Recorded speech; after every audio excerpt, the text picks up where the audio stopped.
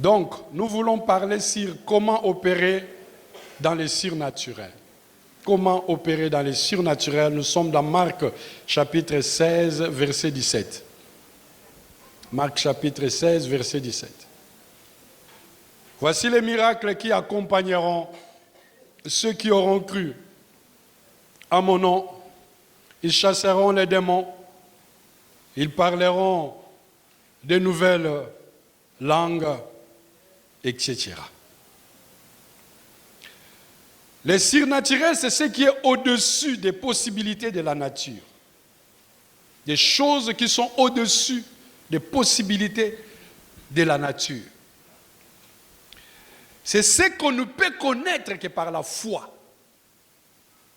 Ce sont des choses insaisissables. Au-delà de ce que nous pensons, au-delà de ce que nous croyons. Et le Dieu du ciel et de la terre veut nous introniser dans cette dimension-là, où nous allons vivre des choses qui sont au-dessus des possibilités de la nature humaine. Sur cette terre des hommes, si tu n'entres pas dans cette dimension, tu resteras longtemps perdant. Parce que nous vivons sur la terre où à chaque minute dans notre vie, une hostilité est suscitée.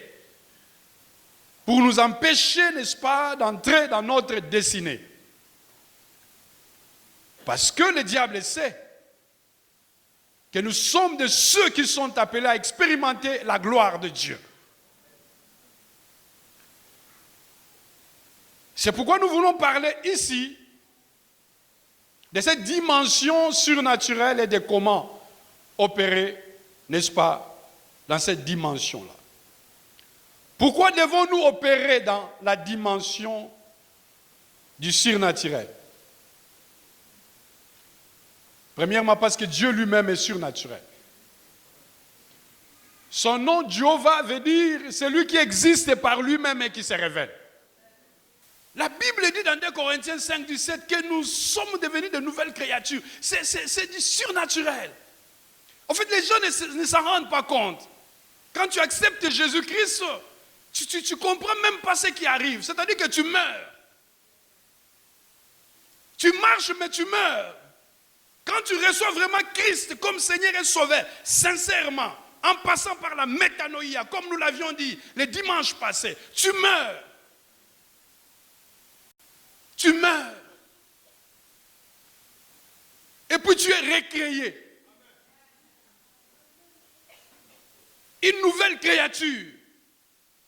Avec de nouvelles possibilités que même ta famille ne t'avait pas offertes. De nouvelles possibilités que la société ne t'avait pas offertes. Parce que tu es une nouvelle créature. C'est du surnaturel. C'est du surnaturel. Et c'est pourquoi nous sommes, n'est-ce pas, appelés à opérer dans cette dimension du surnaturel. Comment opérer dans la dimension du surnaturel? Première chose, tu dois élever ton niveau de consécration. Déjà, par la nouvelle naissance, nous sommes intronisés dans le surnaturel, mais il faut comprendre maintenant comment manifester le surnaturel. Beaucoup de chrétiens n'entrent pas dans cette dimension du surnaturel à cause de la consécration. Il faut élever le niveau de ta consécration. Dans Genèse chapitre 5, verset 24, la Bible dit ceci. Enoch marcha avec Dieu, puis il ne fut plus, parce que Dieu l'ait pris. Le surnaturel.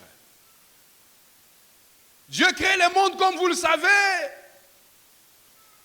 Adam et Ève tombent dans le péché, ils sont chassés du jardin d'Éden, ils commencent à faire des enfants, ils se multiplient sur la surface de la terre, et puis, plusieurs générations après, il y a un homme du nom d'Enoch qui vient aussi. Mais il est différent des autres. Il mène une vie différente de celle de ses contemporains. La Bible dit Enoch marcha avec Dieu. Il s'agit ici d'une marche spirituelle. La Bible veut dire ici qu'il avait une manière particulière de communier avec Dieu. Il ne vivait pas comme tout le monde. Il s'était suffisamment et hautement consacré à Dieu. C'était la première fois dans l'histoire de l'humanité, je dis bien la première fois où le Dieu du ciel et de la terre venait contredire sa propre loi. Vous savez, Dieu a ses faiblesses. Si tu arrives à trouver les faiblesses de Dieu, tu deviens un champion. Il y a des choses dans ta vie que Dieu a déjà arrêtées, mais il peut changer de décision à cause de ta consécration. Dieu avait juré en disant, l'homme, à cause du péché, tu as été tiré de la poussière, tu retourneras à la poussière. Et chaque fois qu'un homme arrivait à la fin de ses jours, la terre attendait de recevoir, de recueillir l'homme. La terre avait recueilli Adam lui-même, la terre avait recueilli Ève, la terre avait recueilli Noé, la terre avait recueilli son frère Caïn. Les Métouchéla, tous ces gens-là avaient été recueillis par la terre. Enoch marcha avec Dieu et il ne fut plus. Écoutez, c'est-à-dire que la terre attendait de recueillir Enoch. Mais Dieu dit, ça ne sera pas pareil. Ça ne sera plus pareil. Bien-aimé, à cause de quoi? À cause de sa consécration à Dieu. Lorsque tu te consacres à Dieu, les choses changent dans ta vie. Dieu t'introduit dans les domaines de l'exception. Le problème avec les chrétiens, c'est qu'ils ne se consacrent pas à Dieu et ils prennent Dieu pour un menteur. C'est à cause de la consécration que Dieu enlève Enoch. Il refuse qu'Enoch voie la corruption, qu'il descende dans la terre, qu'il retourne dans la terre. Il fait la différence. Il l'introduit dans le surnaturel. La Bible dit, Enoch, il prit Enoch. Enoch monta. Enoch fut enlevé par Dieu. Ce matin, bien-aimé dans le Seigneur, je suis venu comme un prophète proclamer qu'à cause de ta consécration, il y a des choses que les autres vont vivre et que toi tu ne verras pas. Il y a des malheurs qui atteindront ta famille mais que toi tu ne verras pas dans ta vie à cause de la consécration. Tu n'es pas appelé à vivre tous les malheurs de ta famille. Toi tu es toi tu as un Dieu. Toi tu t'es consacré à un Dieu. Et ce Dieu-là t'introduit dans la dimension du surnaturel. Les revenus ou dans ta famille, ils doivent te regarder et dire, décidément, toi tu as un Dieu. Parce que ce que tu es en train de vivre dans ta vie, dans notre famille, on n'a jamais vu ça. On n'a jamais vu quelqu'un comme ça dans notre famille. Les générations sont passées, mais un homme qui a la prospérité comme toi, on n'a jamais vu. Un homme qui s'est marié comme toi, on n'a jamais vu. Un homme qui a excellé comme toi, on n'a jamais dit. Que celui qui a dit Amen, qu'il reçoit ce miracle au nom puissant de Jésus-Christ. Que celui qui a dit Amen très fort, que Dieu les prenne et qu'il commence à les lever, à les faire monter dans le nom de Jésus. À cause de la consécration. Bien-aimé, arrête de prier comme tout le monde. La consécration, c'est arrêter de faire comme tout le monde. Ma vie a changé le jour où j'avais arrêté de prier comme tout le monde. Il y a des décisions spirituelles que tu dois prendre dans ta vie.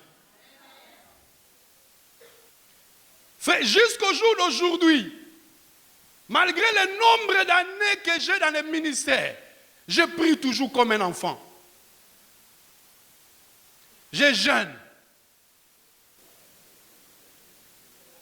Élève ton niveau de prière et expérimente des surnaturels.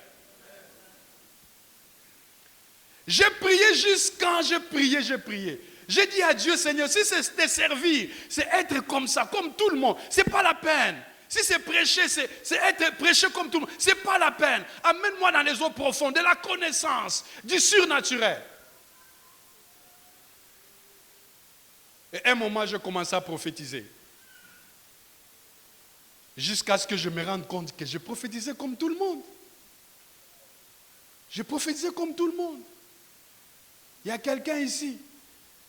Il y a une femme ici. Il y a une femme là-bas qui a mal ici. Comme tout le monde. C'est le genre de prophétie que je n'aime pas. Papa, s'il y a 10 femmes, il y aura au moins 8 qui ont mal ici.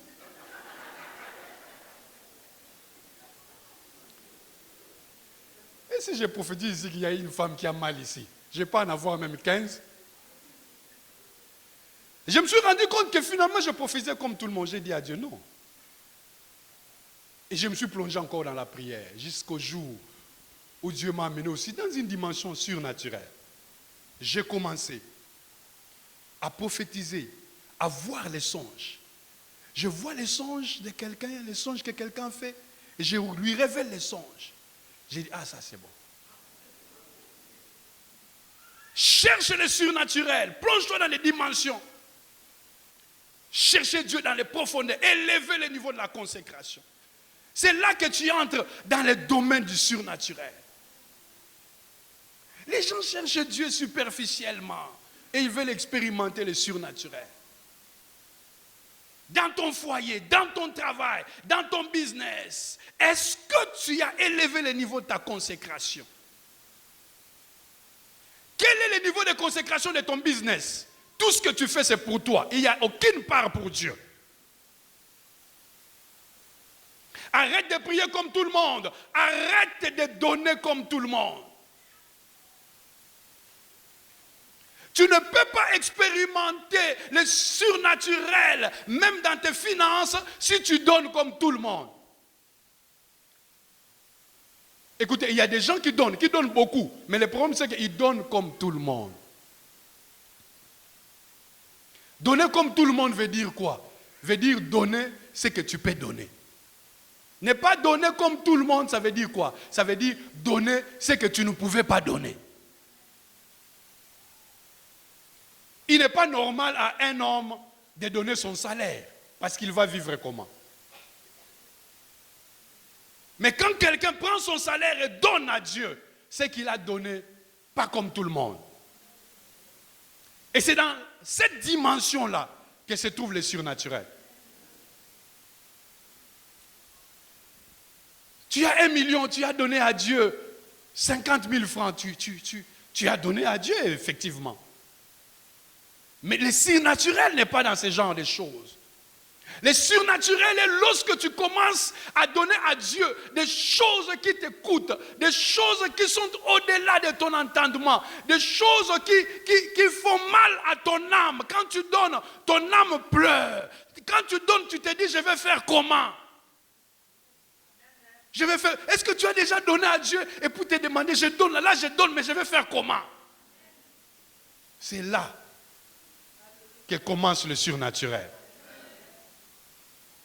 Chaque fois que tu as donné et que tu restes, tu es à l'aise, sache que tu as donné à Dieu, mais le surnaturel n'est pas là. La réponse sera ordinaire. Tu donnes d'une manière ordinaire, tu reçois une réponse ordinaire. Tu donnes d'une manière extraordinaire, tu reçois une réponse extraordinaire. Une femme, dans 1 Roi chapitre 17, une pauvre femme, une veuve, avait d'une manière inspirée compris ces choses-là. Vous connaissez tous l'histoire d'Élie dans la maison de la veuve de Sarepta. Cette femme avait donné ce qu'elle ne pouvait pas donner. Cette femme avait donné ce qui soutenait sa vie, la chose qui soutenait sa vie. Elle dit, si je te donne ça, je meurs. C'est tout ce qui me reste. D'ailleurs, je mange ça et puis moi et mon enfant, nous mourrons. Mais l'homme de Dieu lui dit, donne. Donne au-delà. Donne ce que tu ne peux pas donner. Et c'est lorsque cette femme-là donne qu'elle entre dans la dimension du surnaturel. Le surnaturel est possible dans ta vie. Ce matin même, je t'annonce qu'un miracle tout à fait particulier va s'attacher à ta vie. Je parle comme un prophète. Je suis inspiré. Je ne sais pas je parle à qui, mais je sens une onction sur moi qui me pousse à déclarer ces choses. Que le surnaturel va s'attacher à la vie de quelqu'un à partir de ce matin. Quelque chose que tu attendais depuis longtemps, tu le verras s'accomplir. Donne-moi un amen et reçois ces miracles. Donne-moi un amen et entre dans cette prophétie. Donne-moi un amen et entre dans cette dimension. Que celui qui a dit amen est très fort et qu'il reçoit la gloire de Dieu. Il y a une angéologie tout à fait particulière qui opère lorsque la parole de Dieu est proclamée. Ma parole est une prophétie. Tu la reçois comme une prophétie, tu es affecté. Pendant que je parle, je sais que les anges sont en mouvement. C'est une parole soutenue par des tonnes et des tonnes de prières qui vient pour faire quelque chose dans ta vie. Je suis sûr de ce Jésus-là que je te prêche. Je sais qu'à partir de ce moment, quelque chose est en train de se dégager dans ta vie. Une porte est en train de s'ouvrir. Là où les choses étaient impossibles, les choses sont en train de devenir possibles. Là où les choses étaient difficiles, les choses sont en train de devenir faciles. Que celui qui a dit Amen, qu'il voit cela s'accomplir dans sa vie. Faire des choses que les autres ne font pas. Je ne prêche pas des choses que je n'ai pas expérimentées. Je prêche souvent ma vie spirituelle. Les choses que j'ai expérimentées avec Dieu. Les choses qui sont gravées dans mon cœur. Ce sont là les choses que je viens étaler. Je ne prêche pas la théorie. Je te parle de tout mon cœur. Que si tu t'attaches à Dieu, tu te consacres à Dieu, Dieu va te prendre du néant et te faire sortir la tête. À un certain moment dans ma vie, j'étais comme un perdant. Je n'avais aucun espoir. Mais je me suis consacré à ce Dieu-là. Je n'ai pas vu la main d'un homme, mais j'ai vu la main de Dieu. Me prendre dans la boue, dans la poussière, dans le fumier, me lever et me faire asseoir avec les grands. Arrête de chercher Dieu dans la superficialité. Ou tu veux Dieu ou tu veux quoi? Si tu veux Dieu, cherche vraiment Dieu. Crois en lui. Dis-lui, Seigneur, je crois en toi. Je crois en toi et je décide que toi seul es capable. Je dis, toi seul es capable. Seigneur, j'arrête de regarder aux hommes. Je me tourne vers toi, Seigneur. Parce que je sais que toi seul es capable de changer la destinée d'un homme. J'ai confiance en toi, Seigneur. Je sais, Seigneur, que là où les hommes ont échoué dans ma vie, toi, tu n'échoueras jamais. Je crois en toi, mon Dieu. Je me laisse à toi, je me laisse conduire par toi. Seigneur, fais des choses surnaturelles dans ma vie. Introduis-moi dans le domaine de l'exception, Seigneur. Je vais te vivre et que le monde sache que tu es avec moi, Seigneur. J'ai un Dieu, j'ai un Dieu, j'ai un Dieu. Et il s'appelle Yeshua HaMashiach. Et c'est toi, Jésus. Parle comme ça à ton Dieu. Cherche-le dans la prière. Élève ton niveau de consécration. Mets-toi à part. Mets tes biens à part. Mets ton argent à part. Laisse-toi entre les mains de Dieu. Tu ne peux pas vivre le surnaturel alors que tu t'accroches au bien de ce monde. Un type est venu vers Jésus-Christ. Il voulait avoir une place auprès de Jésus-Christ dans les lieux célestes. Et les petits tests. Et là, j'ai compris que les tests, les vrais tests d'un enfant de Dieu, un véritable enfant de Dieu, c'est les tests matériels. Christ lui a dit, prends tous tes biens et donne aux pauvres. La Bible dit que cet homme-là fut attristé. C'est ce que nous vivons tous les jours à l'église. Papa, il y a des gens, pendant que je prêche là, ils sont enthousiastes. Ils sont enthousiastes. Ils crient Amen, Alléluia. Mais quand je vais parler de l'offrande, ils seront tristes. On se connaît. Ils sont attristés. Les cœurs est lié au bien. Les cœurs est lié au bien. Moi, je suis arrivé à un niveau de consécration tel que je ne perds de rien. C'est-à-dire que moi, même si je n'ai pas l'argent, je ne tremble pas.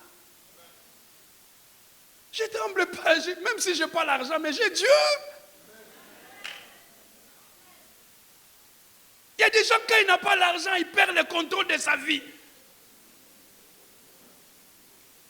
Il peut faire tout. Il peut même régner Dieu. Il peut régner Dieu. Non, élève ton niveau de consécration. Jusqu'à atteindre un niveau où les choses de ce monde ne te disent plus rien. Tu as l'argent, tu glorifies Dieu. Tu n'as pas l'argent, mais tu sais que tu as Dieu. Et Dieu est celui qui appelle à l'existence les choses qui n'existaient pas. Il est celui qui dit un mot et la chose arrive. Les gens de ce monde ont dit l'argent appelle l'argent. C'est faux. C'est Dieu qui appelle à l'existence les choses qui n'existaient pas. Dieu peut amener même l'argent dans ton compte.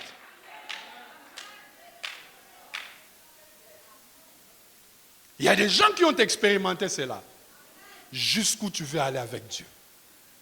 Dans ta consécration. Jusqu'où? Jusqu'où tu peux aller avec Dieu dans ta manière de donner. Qu'est-ce que tu peux donner à Dieu? Qu'est-ce que tu ne peux pas donner à Dieu? Un enfant de Dieu n'est pas celui qui attend qu'on lui dise donne. C'est quelqu'un qui doit entrer dans la révélation. Il prie, il entre dans la révélation. Il peut se lever lui-même et sentir que c'est moi. Je dois donner à Dieu. Consacrer à Dieu mon salaire. Il est fait. C'est-à-dire entre dans la révélation. Deuxième chose pour expérimenter le surnaturel, c'est ce que j'appelle le contact divin. Le contact divin. Nous sommes dans 2 Rois chapitre 13, verset 20 à 21. La Bible dit, et comme on enterrait un homme, voici on aperçut une de ses troupes, et l'on jeta l'homme dans le sépulcre d'Élysée. L'homme alla toucher les os d'Élysée, et il reprit vie, et se leva sur ses pieds.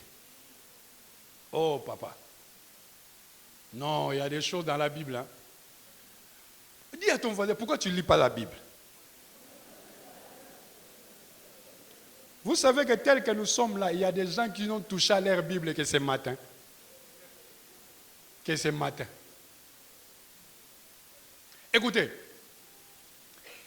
Élisée, un homme de miracle, meurt. Il meurt. Je soupçonne que les gens disent tout est fini. C'est fini, il est parti. C'est-à-dire qu'à un certain moment dans notre vie, tu peux arriver à un point où les gens te regardent et disent vraiment c'est fini. J'aime Dieu parce que c'est un Dieu de rebondissement. Il peut te faire rebondir. Quand tu es un enfant de Dieu, même quand les gens pensent que c'est fini, mais Dieu peut te faire rebondir. Pendant que je parle, je sens l'onction de Dieu me dire quelqu'un va rebondir. Oh là. Tu vas rebondir. Et donc il est enterré. Et donc, après la mort d'Élisée, il y a un tumulte dans la ville. La ville est attaquée par les assaillants. Et pendant que la ville est attaquée, il y a aussi un deuil, un funérail. Quelqu'un est mort aussi. Aussi, tu passes son nom, mais on peut l'appeler M. Andelbert. Andelbert est mort. Les gens pleurent aussi Andelbert. Ah, Andelbert. Les femmes pleurent. Vous savez, en Israël, il y avait les femmes pleureuses qui pleurent. Au revoir, Mboteya Souka, au revoir. Donc c'est fini. Je soupçonne que dans un coin, il y avait une réunion où on partageait ses biens. Est-ce qu'il a laissé un testament, tout ça? On faisait le compte de tous ses biens. Les gens se partageaient déjà ses biens. Non, c'était fini pour Andelbert. J'aimerais dire à quelqu'un, ce n'est pas encore fini pour toi. Dieu n'a pas encore dit son dernier mot. Même pour ton mariage, Dieu n'a pas dit son dernier mot. Même pour ton voyage, Dieu n'a pas dit son dernier mot. Même pour ta guérison, Dieu n'a pas encore dit son dernier mot. Et pendant que je parle, il y a l'onction de la guérison. Reçois la guérison au nom de Jésus-Christ. Pendant que je parle, les kystes sont en train de disparaître. Les myomes sont...